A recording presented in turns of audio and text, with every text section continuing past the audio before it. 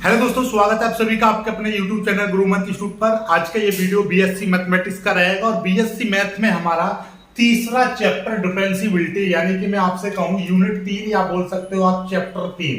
ये चैप्टर 3 है डिफरेंशिएबिलिटी, ये स्टार्ट हो रहा है। इससे पहले हमने 2 चैप्टर कराए थे। लेसन 1 था जिसमें हमने लिमिट्स कराई थी आपको, और लेसन 2 में हमने आपको कराया था कंटिन्यूटी। ठीक है, आपका याद रखिएगा कंटिन्यूटी और आपका डिफरेंशिएबिलिटी, ये यहाँ पर अलग अलग चैप्टर बना दिए, लेकिन इंटर में आपने एक साथ पढ़ा था। लिमिट, कंटिन्यूटी और डिफरेंशिएबिलिटी एक ही यूनिट थी, लेकिन यहाँ पे अलग अलग चीज है। पहला चैप्टर हो गया, दूसरा आपका कंटिन्यूटी हो गया, तीसरा डिफरेंशिएबिलिटी चल रहा है, फिर चौथा आगे इसी तरीके से चलता रहेंगे। ठीक है, जिन्होंने अभी तक 2 चैप्टर नहीं देखे वो देख लीजिएगा, वो हमने कॉपी पर कराए थे। यदि आप चाहते हो कि हम बोर्ड पर उन चैप्टरों को भी कराएं तो कमेंट जरूर कर दीजिएगा, कॉपी पर करा देंगे, उसमें करा देंगे। ये इनके नोट्स बने हुए हैं, देखिए मैं आपको नोट्स भी दिखा दे रहा हूँ। ये इस तरह से नोट्स बने हुए हैं, देखिए ये कंटिन्यूटी लिखे हुए हैं इस तरह से। ठीक है, तो ये सारे नोट्स मैं आपको पीडीएफ में प्रोवाइड करा दूंगा। ओके, चलिए तो स्टार्ट करते हैं। आज का जो पहला टॉपिक है यहाँ पर डिफरेंशिएबिलिटी में सीधे सीधे आ जाता है। अरे बाहर यार चुनाव चल रहे हैं ना, चुनाव के प्रचार बाहर आते रहते हैं तो वीडियो नहीं बन पाता है, वो पूरे दिन चिल्लाते रहते हैं। ठीक है, चलिएगा तो पहला टॉपिक है, इंपोर्टेंट कर लीजिए, कभी कभी इसकी डेफिनेशन लिखने के लिए आ जाती है। क्या है? What is the definition of derivative of a function. ठीक है, तो लिख देंगे derivative of a function at जरूर लगाना, एट ए पॉइंट। ठीक है, किसका? एक पॉइंट पर डेरिवेटिव, किसी फलन के डेरिवेटिव की परिभाषा क्या होती है। हिंदी में समझ लो, लेकिन जो बीएससी का मैथ होता है वो पूरा इंग्लिश में ही होता है, क्योंकि मैथ ज्यादा इंग्लिश हिंदी ज्यादा मैटर नहीं करता। कुछ थ्योरम्स हैं जो आपको याद करनी पड़ेंगी। ठीक है, इसलिए इंग्लिश में ही हम कराएंगे। ठीक, चलिएगा तो सीधे सीधे स्टार्ट करते हैं। क्या है? किसी फंक्शन की हमको किसी बिंदु पर किसी फलन के डेरिवेटिव की परिभाषा क्या होती है, ये आपको बताना है। चलिए तो क्या है? Let F be a function. F कोई फंक्शन है, ठीक है, एफ हमने कोई फलन मान लिया, defined on open interval I. I समझ रहे हो? आई है इंटीजर्स। आई क्या है आपका? इंटीजर्स है। इंटीजर्स का मतलब समझते हो? इंटीजर्स होते हैं 0 के बाद में +1 +2 और ऐसे जाएगा इन्फिनिटी तक, फिर -1 -2 -3 जाएगा -इन्फिनिटी तक। ठीक है, ओपन इंटरवल का मतलब समझ रहे हो? यानी -इन्फिनिटी से +इन्फिनिटी इस तरह से। और ओपन इंटरवल में क्या होता है, ये वाली चीज नहीं ली जाएंगी, बाकी सारी वैल्यू ली जाएंगी, यानी कि यहां से यहां तक की सारी वैल्यू ली जाती है। ओपन इंटरवल का मतलब भी समझ लो, आप नहीं जानते हो तो सीख जाओगे। क्या है? यदि मैं बात कर रहा हूं, डिटेल्स में वीडियो बना दूंगा, लेकिन फिलहाल इतना समझ लो, जैसे मैंने कहा 1 2 3 4 5 ये है। अब मैंने कह दिया 1,5 लिख दिया, तो मतलब ये है कि 1 और 5 के बीच की 1 से बड़ा और 5 से छोटी वैल्यू, ठीक है, 1 से बड़ी यानी कि 2 3 4 ये वैल्यू आपकी काउंट की जाएंगी। यही चीज क्लोज इंटरवल में होती। क्लोज इंटरवल इस तरह से 1,5, तो इसका मतलब ये है 1 या 1 से बड़ी, 5 या 5 से छोटी, यानी कि आपका ये सारी वैल्यू काउंट की जाती। 1 भी काउंट की जाती, 5 भी की जाती, और इनके बीच में आने वाली सारी वैल्यू भी काउंट की जाती। तो ये ओपन इंटरवल है। ठीक है, ये ओपन इंटरवल है, ओ आई बोल दूंगा, ये आपका सी आई है, यानी कि क्लोज इंटरवल। समझ में आ गई बात? क्लोज इंटरवल और ओपन इंटरवल में क्या अंतर रहता है? क्लोज इंटरवल में ये बाहर वाली वैल्यू यानी 1 और 5 भी ली जाएंगी, और साथ में इनके बीच में आने वाली सारी वैल्यू ली जाएंगी। ओपन इंटरवल में 1 और 5 के बीच की वैल्यू ली जाएंगी, तो इसीलिए आई, तो -इन्फिनिटी से +इन्फिनिटी के बीच की सारी वैल्यू आपको काउंट की जाएंगी आई में। ठीक है ना, ओपन इंटरवल आई से ये डिफाइन किया गया है। एंड हमने मान लिया, and let C belongs to I. C कोई एक अलग फंक्शन है, एक अलग वैल्यू है जो आई से ही ली गई है, यानी कि आपका किसी भी इंटीजर से ही ली गई है। Then F is said to be differentiable. तब आपका, हमने इतना क्या बोला है, माना हमारे पास एफ एक फंक्शन है, एफ एक फंक्शन है जो कि ओपन इंटरवल में परिभाषित किया गया है। एंड और माना लेट सी बिलोंग्स टू आई, यानी आई सी एक वैल्यू है जो कि इंटीजर्स से ली गई है, देन तब F is said to be differentiable, F आपका डिफरेंशिएबल कहलाएगा, डेरिवेटिव कहलाएगा और वेरिएबल, ठीक है ना। आपका एफ आपका डेरिवेटिव कहलाएगा, एफ आपका डिफरेंशिएबल कहलाएगा, एफ आपका वेरिएबल कहलाएगा। एट सी, इस बिंदु सी पर यदि ये वाली कंडीशन को फुलफिल करता हो, कौन सी वाली, ये वाली कंडीशन को फुलफिल करता हो, कौन सी, limit x tends to C F X minus F C बट्टे एक्स माइनस सी, ये लिमिट आपकी एग्जिट्स करे, तब आपका ये वाला जो फंक्शन है एफ एक्स आपका क्या कहलाएगा, डेरिवेटिव कहलाएगा, डिफरेंशिएबल कहलाएगा, वेरिएबल कहलाएगा। समझ में आ गई बात। चलिए, और या फिर इस तरह से h में भी ले सकते हो इसको, limit h tends to 0 F C plus H minus C बट्टे एच, ऐसा भी x की जगह पर आप क्या लिख सकते हो, c प्लस एच लिख सकते हो। समझ में आई बात, नहीं आई, ये आपका ये है। यदि ये लिमिट एग्जिट्स करे, यानी कुल मिलाकर इसको मारो गोली अभी फिलहाल इसको याद रखो, क्या है कि यदि F X minus F C बट्टे एक्स माइनस सी और limit x tends to 0 x tends to c, ये लिमिट आपकी एग्जिट्स करेगी, तो ये वाला फंक्शन आपका डेरिवेटिव कहलाएगा, आपका डिफरेंशिएबल कहलाएगा, वेरिएबल कहलाएगा उस बिंदु c पर। यदि मैं कहने लग रहा हूं, यहां से एक चीज और सीख लो, यदि ये वाला जो फंक्शन है एफ एक्स आपका limit x tends to a, और यहां पे लिख दे रहा हूं F X minus F A बट्टे एक्स माइनस ए, और ये वाली लिमिट आपका एग्जिट्स कर रही है, ये लिमिट एग्जिट्स कर रही है, तब हम आपको कहलाएंगे कि ये जो एफ एक्स फंक्शन है बिंदु ए पर क्या है, डिफरेंशिएबल है, वेरिएबल है। ठीक है, तो हमने क्या बोला है, कोई भी फंक्शन की एक बिंदु पर डेरिवेटिव होने की परिभाषा क्या होगी कि वो उस फंक्शन माइनस उस बिंदु पर उस फंक्शन की वैल्यू घटाकर उसमें उसकी भाग कर दें और फिर लिमिट निकाल दें उस वाले बिंदु पर, तो ये एग्जिट्स कर जाएगी, तब आपका ये फंक्शन आपका क्या कहलाएगा, वेरिएबल कहलाएगा। समझ में आती बात। चलिएगा, इससे ज्यादा इजी आपको परिभाषा कहीं पर नहीं मिलेगी।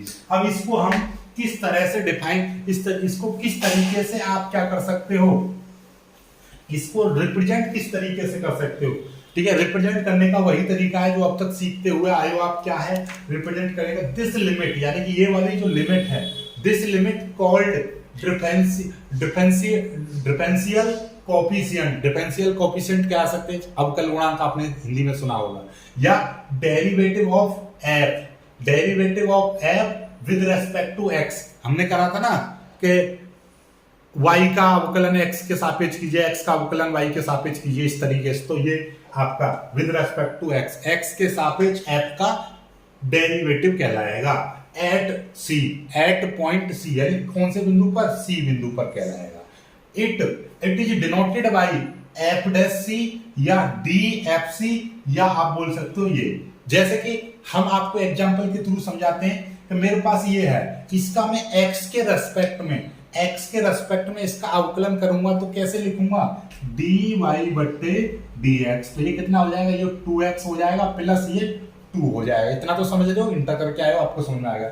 ये इसका डिफरेंशियल निकाल दिया मैंने, अवकलन निकाल दिया। यदि मैं कह रहा हूं इस वाले x बराबर में कितना लिख दूं, 2 रख दूं, तो मैं क्या लिखूंगा, dy बट्टे dx at x is equal to 2 लिख दूंगा, तो क्या हो जाएगा, 2 दूनी 4, 2 6 आ जाएगा। ये समझ में आ गया, x की जगह पे मैंने 2 रख दिया। तो या तो ऐसे लिख दो dy बट्टे dx एट ये, या फिर मैं आपका ऐसे लिख सकता हूँ y डैश 2, क्यों, y का अवकलन करके x की जगह पे मैंने 2 लिख दिया। समझ में आई बात, नहीं आई, इस तरह से आप ये लिख सकते हो। ठीक, चलिएगा, तो ये अब अलग अलग तरीका, जैसे हम इसका अवकलन करते हैं, अवकलन कैसे, इसका मैं f डैश x लिख दूंगा, मतलब एक बार अवकलन, तो इसका 3x स्क्वायर प्लस ये 2 दूनी 4x हो जाएगा, और 3 का अवकलन 0। अब यदि मैं x की जगह पर यहाँ पे कितना 2 रखने लगा, तो f डैश x की जगह पर मैं क्या रख दूंगा, यहाँ पे 2, तो f डैश 2 कह दूंगा, तो ये कितना हो जाएगा, 2 दूनी 4, 4 तिया 12 और 2 चौक 8, 12 और 8 कितना हो जाएगा, 20 हो जाएगा। समझ में आई बात, नहीं आई, तो ये x की जगह पे 2 रख दूंगा यहाँ पे अवकलन करने के बाद, तो 20 आ जाएगा। तो इसी तरीके से ये यहाँ पे बिंदु c है, c पर यदि हम इसकी परिभाषित करेंगे सी बिंदु पर, तो अवकलन करने के बाद सी बिंदु रख देंगे, यहाँ पे अवकलन करने के बाद 2 रख दिया है, तो ये क्या हो जाएगा, ये आपका लिमिट यदि एग्जिट्स करेगी तो हम क्या कहेंगे कि ये बिंदु 2 पर ये वाला जो फंक्शन है एफ एक्स क्या है, at x is equal to 2 पर ये क्या है, डेरिवेटिव है, ये क्या है, x इज इक्वल टू 2 पर डेरिवेटिव है। समझ में आ गई बात? तो इस तरह से आप निकाल सकते हो। तो ये तो मैंने थोड़ा सा एग्जांपल लेके बताया, बाकी अभी हम करेंगे आगे की चीज को, ठीक है। चलिएगा, डेफिनेशन समझ में आ गई। इसको इस तरह से या डी एफ एक्स बटे D X at X is equal to C, इस तरह से इसको हम डिनोट करते हैं, रिप्रेजेंट करते हैं। चलिएगा, ये ठीक। चलिए आगे बढ़ते हैं, इनके कुछ एग्जांपल्स लेकर हम सीखते हैं। और एक चीज और समझ लो, समझ लीजिएगा बहुत जल्दी। देखिए यहीं पर मैं आपको सिखाता हूं, यदि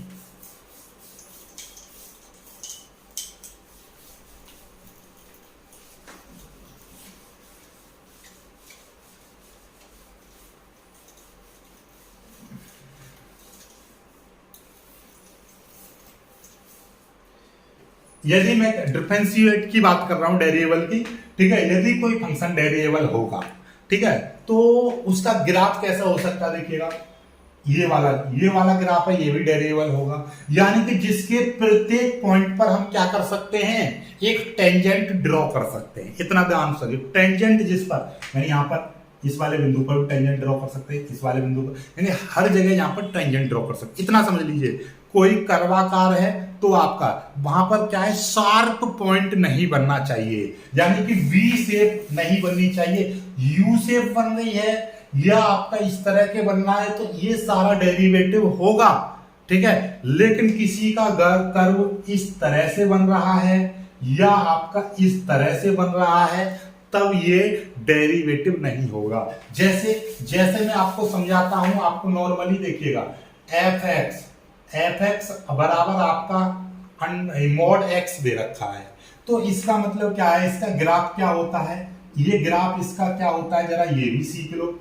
इसका ग्राफ क्या होता है, इसका ग्राफ इस तरह से होता है भाई। इसका ग्राफ कैसा होता है, इसका ग्राफ इस तरह से, ये आया और ये आया, तो ये क्या है, ये इसका ग्राफ होता है, ठीक है। अब इसमें और इसमें क्या है कि यहां पर ये बिंदु क्या है, ये x और ये y, यहां पर क्या है, x इज इक्वल टू 0, यहां पर क्या है, v शेप, ये वाला पॉइंट आ गया, यानी जिस पर यहां पर शार्प आ गया इस तरह से, ठीक है, शार्प पॉइंट आ गया। तो इस वाले पॉइंट पर ये क्या है, x इज इक्वल टू 0 पर क्या होगा, ये डेरिवेटिव नहीं होगा, यानी कि ये आपका डेरिवेटिव नहीं होगा, यानी कि डेरिएबल नहीं होगा। सीधे सीधे बात कर ले, डेरिएबल नहीं होगा, ठीक है ना। तो ये आपका डेरिएबल नहीं है, ठीक है ना, क्या हो जाएगा, not derivable. x is equal to 0 पर, बाकी यहां से यहां तक ये डेरिएबल है, यहां से यहां तक ये डेरिएबल है, लेकिन इस वाले पॉइंट पर ये डेरिएबल नहीं होगा। यदि यही चीज इस तरह से होती, यदि मैं कह रहा हूं इस तरह से होती, तो ये डेरिएबल है।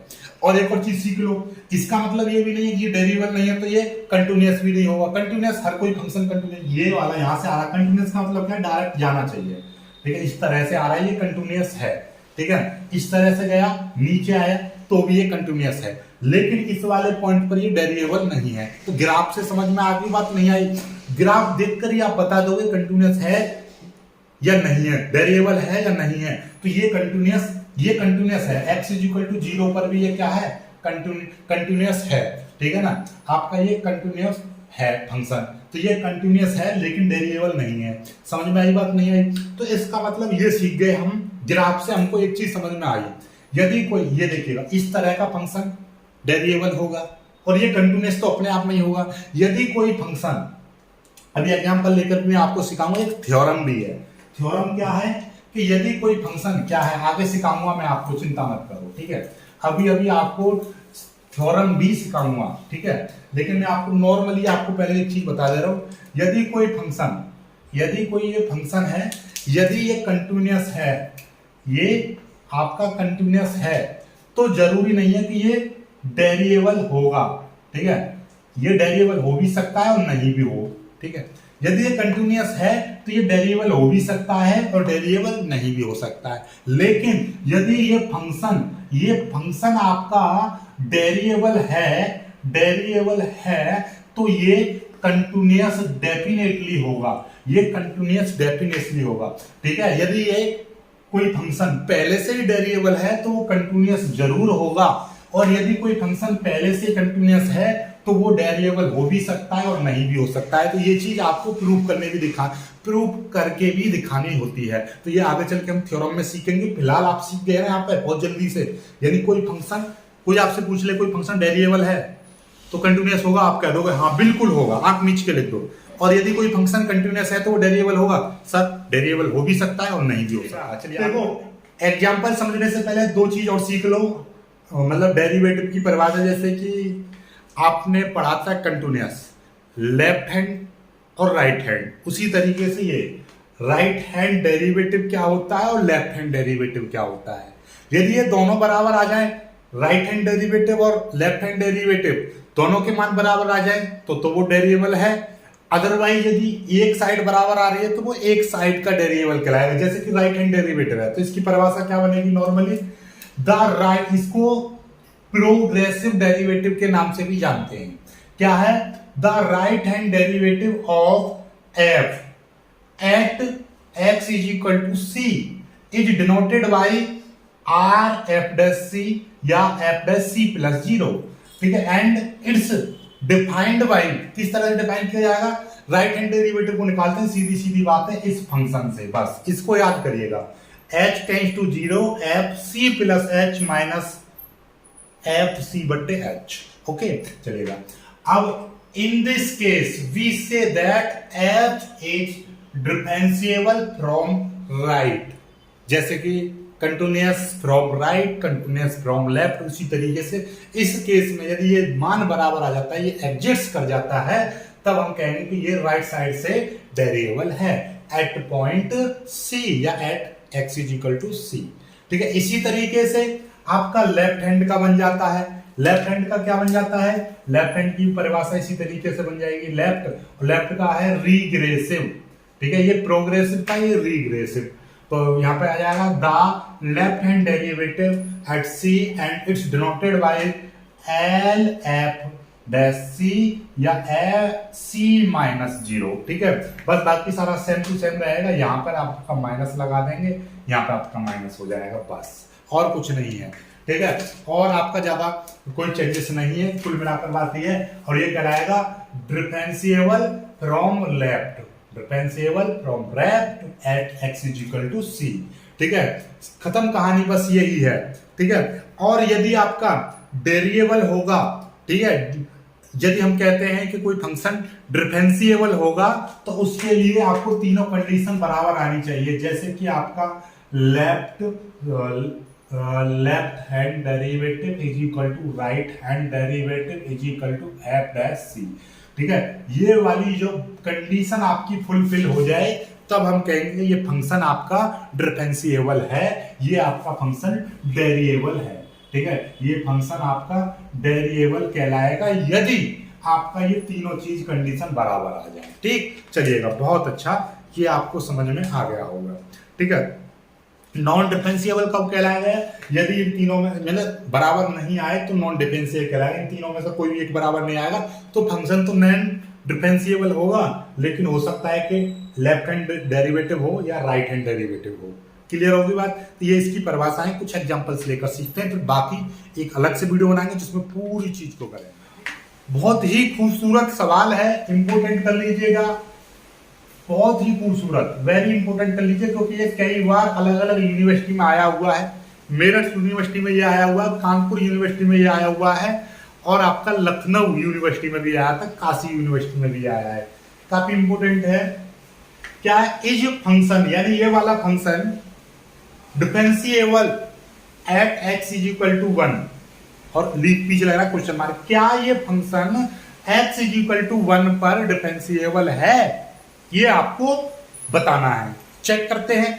अब देखिए, इस टाइप के सवालों को चेक करने का तरीका, यानी एक एक्स बराबर एक पर चेक करना है, कोई दिक्कत नहीं। सबसे पहले आपको क्या करना है, f1 का मान निकालो। f1 का मान क्या है, जहां जहां पर x आ रहा है वहां पर आपको 1 रखना है। तो अब आपके पास 3 फंक्शन है, 3 में से किस वाले फंक्शन में आपको 1 रखना है, ये भी चीज है। तो इसके लिए आपको क्या करना है, यहाँ पे देखिए ये एफ एक्स है ना, तो एक्स की जगह पे हमने क्या रख दिया, 1 रख दिया। दिमाग में सोचो जरा, दिमाग में सोचो, क्या सोचेंगे? ये क्या है, ये फंक्शन तब लिया जाएगा जब 0 से छोटा है। ये फंक्शन, ये वाला फंक्शन तब लिया जाएगा जब x 1 से बड़ा है, x 1 से बड़ा है। देखो ये आ गया 1 के बराबर या 1 से छोटा है, तब ये वाला फंक्शन लिया जाएगा एक्स स्क्वायर। तो फंक्शन लिया जाएगा एक्स स्क्वायर और x की जगह पर रख देंगे हम 1, तो क्या आ जाएगा 1 का स्क्वायर, और 1 का स्क्वायर की वैल्यू आ जाएगी 1। समझ में आ गया, x इक्वल टू 1। ये क्यों निकाला है, x बराबर 0 पर निकाल रहे हैं तो f 0 की वैल्यू निकाल लो, x बराबर 1 की है 1, x बराबर 2 पर चेक कर रहे हो तो ये 2, ठीक है। इस तरह से करते हैं। अब सीधे सीधे आप आ जाओ अपने उस पर, फॉर्मूले पर। फॉर्मूला क्या था, आर एफ डैश 1, क्योंकि हम इस पर निकाल रहे, क्योंकि हमारे पास फॉर्मूला था, क्या फॉर्मूला था, आर एफ डैश सी का फॉर्मूला क्या था, F dash C plus H, sorry ऐसे कर दो, और एफ सी बट्टे एच, यही था ना। तो वही काम हम यहां पे कर रहे हैं, सिंपल सी बात है, और कुछ नहीं कर रहे। और हाँ लिमिट भी था, लिमिट h टेंस टू 0, वही काम यहां पे करेंगे, लिमिट h टेंस टू 0।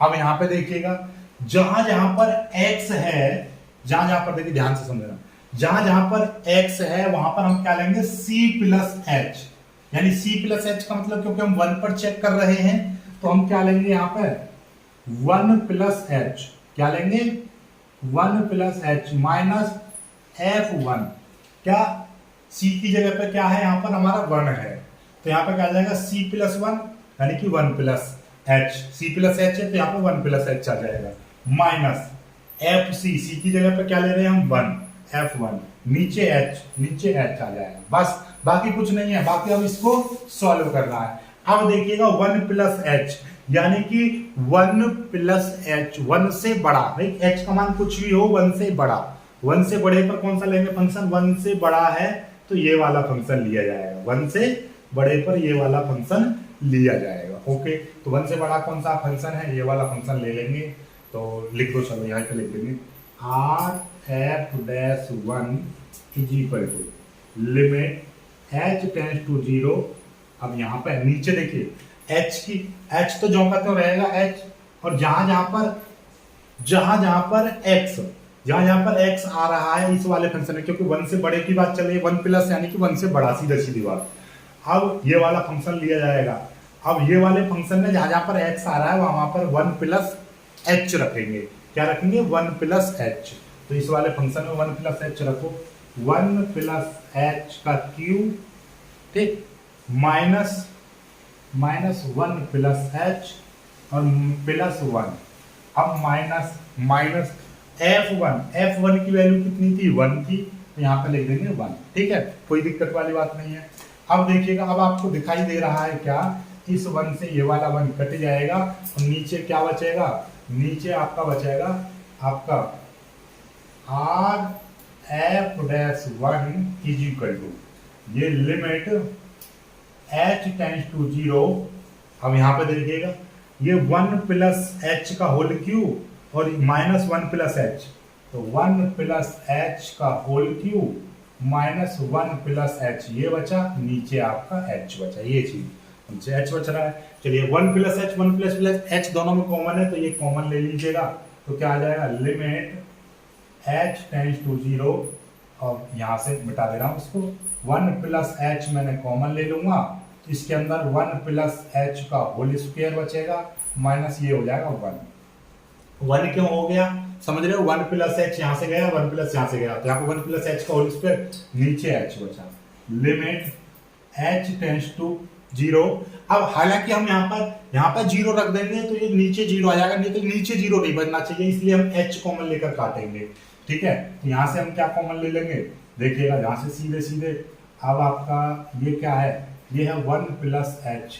अब यहाँ पे अंदर एक फॉर्मूला खोल दीजिए, यहाँ पे मैं फॉर्मूला खोल रहा हूँ, 1 प्लस एच का होल स्क्वायर, यानी ए स्क्वायर प्लस बी स्क्वायर यानी एच स्क्वायर प्लस 2ab, 2 गुणा 1 गुणा h, तो क्या आ जाएगा 2h हो जाएगा, ये 2h हो जाएगा, माइनस ये है 1, ये वाला 1 कौन सा, ये वाला 1, ये आ गया, ठीक है। नीचे आपका h है, इस वाले 1 से ये वाला 1 कट जाएगा। तो क्या बचेगा आपका, ये बचेगा आपका लिमिट h टेंड्स टू 0, नीचे आपका h बचा, 1 प्लस h ये रहा, और ये आपका h स्क्वायर प्लस 2h बचा। ठीक है, चलिएगा अब इसमें से h कॉमन ले लो, नीचे वाला h कट जाएगा। ठीक, तो क्या आ जाएगा, चलिएगा ये थोड़ा मात्रा हमारा चल नहीं रहा है, लिमिट h टेंड्स टू 0 और ये आपका 1 प्लस h गुणा, इसमें से h में कॉमन ले रहा हूं तो ये क्या हो जाएगा h प्लस 2 ये बचेगा, नीचे आपका h है। ठीक, अब क्या होगा, इस h से ये वाला h काट दो, लिमिट h टेंड्स टू 0 और ये आपका 1 प्लस h और ये यहाँ पर क्या बचेगा h प्लस 2 और नीचे आपका 1 बचेगा। 1 को लिखो या मत लिखो कोई दिक्कत नहीं है, लेकिन मैंने लिख दिया है। अब यहाँ पर h आ रहा है, वहां पर आप 0 रख दोगे, ये 0 हो जाएगा, ये 0 हो जाएगा, यहाँ पे 1, यहाँ पे 2 बचेगा। सिंपल सी बात है, कितना आ जाएगा आपका 2 आ जाएगा। ठीक है, 2 क्यों आ जाएगा, क्योंकि देखिए यहाँ पे h की जगह पे 0 रखेंगे 1 प्लस 0 यानी 1, और यहाँ पे h की जगह पे 0 रखेंगे 2 प्लस 0 यानी कि क्या आ जाएगा, सिंपल सी देखी जाए तो बात 1 गुणा 2 आएगा इज इक्वल टू 2, ये आ जाएगा।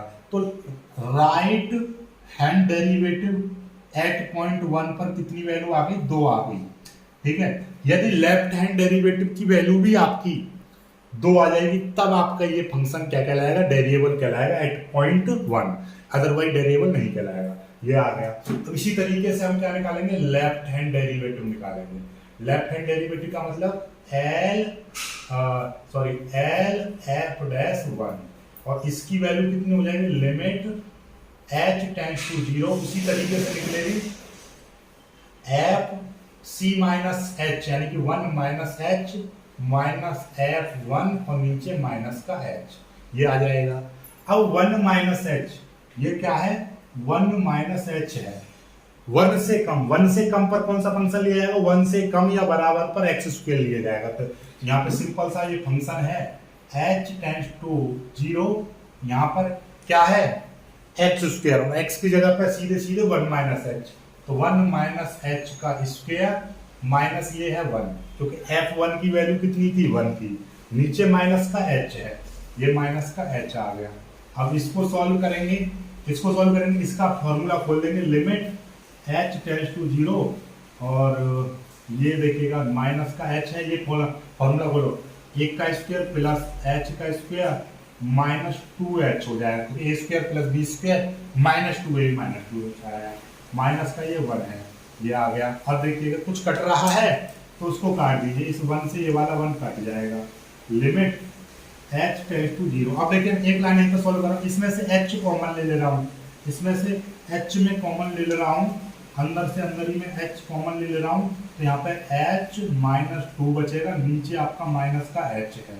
अब देखिएगा ध्यान से, इस h से ये वाला h कट जाएगा, तो ये कितना बचेगा, लिमिट h टेंड्स टू 0, ये h माइनस 2 बट्टे माइनस का 1 बचेगा।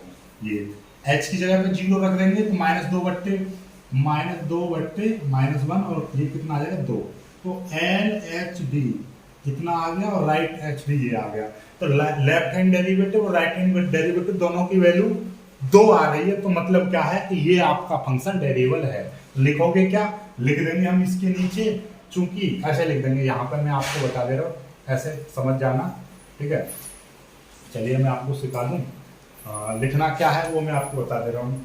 यहाँ पर लिखेंगे क्या, चूंकि LHD is equal to RHD, इसलिए fx is differentiable at point 1, ऐसे लिख दो।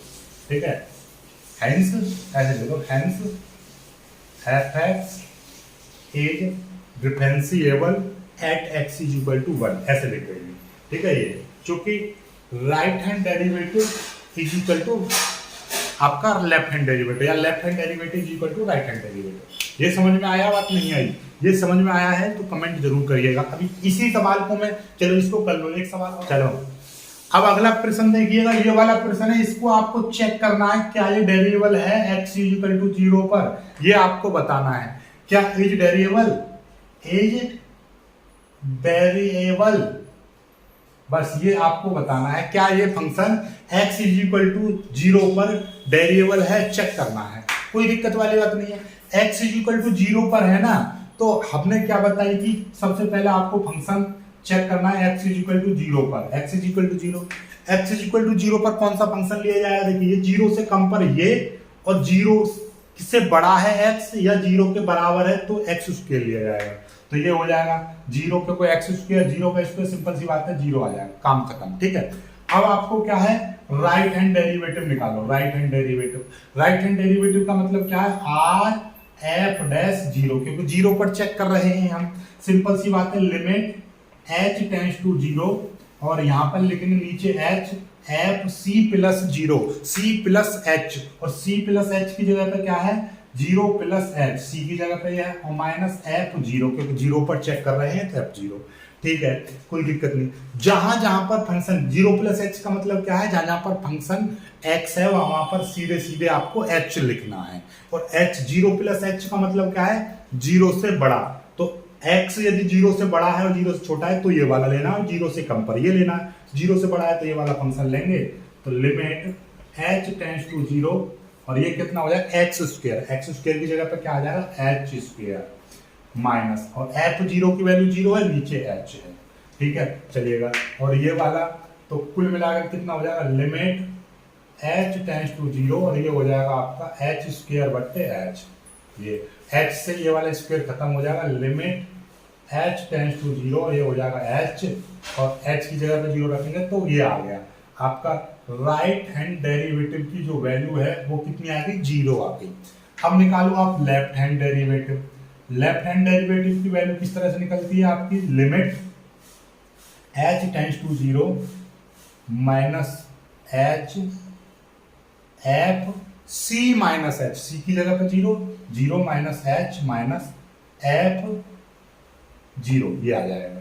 चलिएगा, लिमिट h टेंड्स टू 0, नीचे माइनस का h, और जहां जहां पर फंक्शन, पहले फंक्शन चुनो, फंक्शन कौन सा लेना, 0 से कम, 0 से कम पर ये वाला फंक्शन माइनस का x, और माइनस के x में जहां जहां पर x है वहां पर 0 माइनस h, यानी कि माइनस का h, माइनस का x की जगह पे माइनस का h रख लेना है, माइनस ये हो जाएगा 0। समझ पा रहे बात को, देखिए जहां जहां पर x है वहां पर 0 माइनस h रखना है। 0 माइनस h का मतलब क्या है, केवल माइनस h रखना है, और जहां जहां पर x था वहां पर h 0 प्लस h रखना था, यानी कि केवल प्लस का h रखना था। अब माइनस का माइनस माइनस हो जाएगा plus, limit h tends to 0, ये हो जाएगा प्लस का h बट्टे नीचे माइनस का h। ठीक है, h से h कट जाएगा, तो लिमिट h टेंड्स टू 0, ये कितना आ जाएगा, माइनस का 1 आ जाएगा, क्योंकि h से h कट जाएगा, माइनस का 1 नीचे लिखो, ऊपर बात एक ही है ये, और जब ये कांस्टेंट वैल्यू है तो h का कोई वैल्यू वही नहीं बनता है, तो ये सीधे सीधे माइनस बनाते हैं। चूंकि left hand derivative not is equal to right hand derivative, इसलिए fx is not variable at x is equal to 0। ये क्या है, x आपका डेरिएबल नहीं है x इज इक्वल टू 0 पर, ये जो fx जो फंक्शन था ये आपका डेरिएबल नहीं है। इस तरीके के सवाल आएंगे, ये भी आपका इंपॉर्टेंट सवाल है, कई बार आपका आ चुका है आपकी यूनिवर्सिटीज एग्जाम में। बाकी आई होप का आपका डेरिएबल के बारे में समझ गए होंगे, बाकी इसकी थ्योरम कराएंगे, कुछ एग्जाम्पल्स और कराएंगे, तो वीडियो को देखते रहिएगा, चैनल को सब्सक्राइब करना और वीडियो को ज्यादा से ज्यादा शेयर जरूर करिएगा। जय हिंद।